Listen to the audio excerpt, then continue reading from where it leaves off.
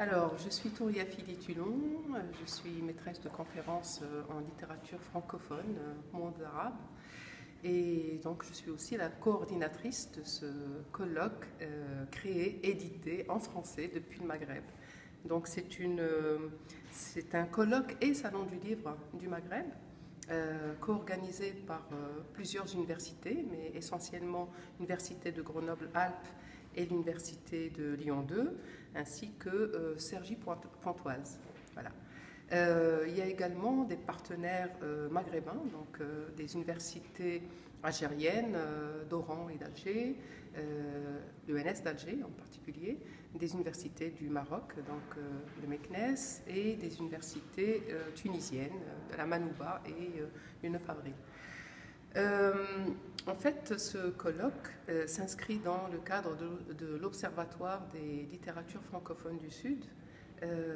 C'est une plateforme mise sur Internet qui comportera une bibliographie mise en ligne, donc une base de données, et des fiches de lecture, des présentations bio-bibliographiques faites par des chercheurs, de jeunes chercheuses ou chercheurs, des étudiants également. Et ce sera une base interactive, mais modérée néanmoins. Donc ce colloque a commencé à Lyon par une demi-journée consacrée aux éditrices, aux éditeurs et aux écrivains.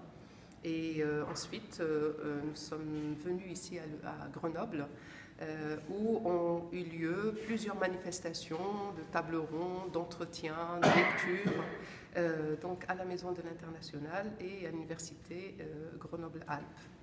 Qu'est-ce qui vous importait en proposant une réflexion à la fois sur la littérature créée et sur les conditions de production de cette littérature dans les pays du Maghreb ?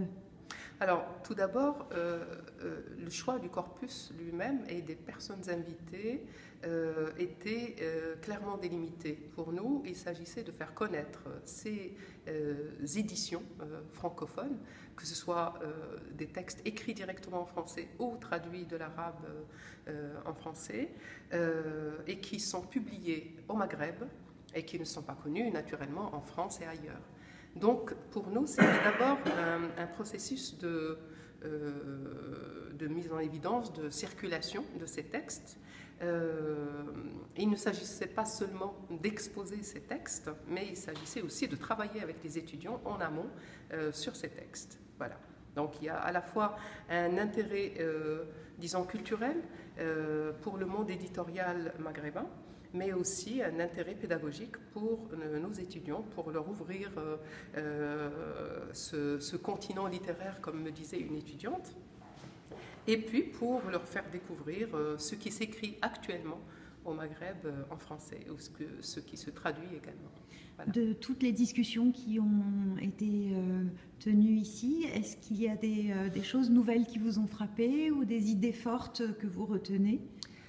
Alors, l'une des idées fortes, c'est que... non, d'abord, avant de parler des idées fortes, je vais souligner tout de même la difficulté pour les éditeurs et les éditrices de pouvoir vivre de ce métier, en raison de nombreux obstacles, notamment au niveau de la diffusion, pour des raisons aussi évidentes que celles du manque de lectorat pour ces littératures-là.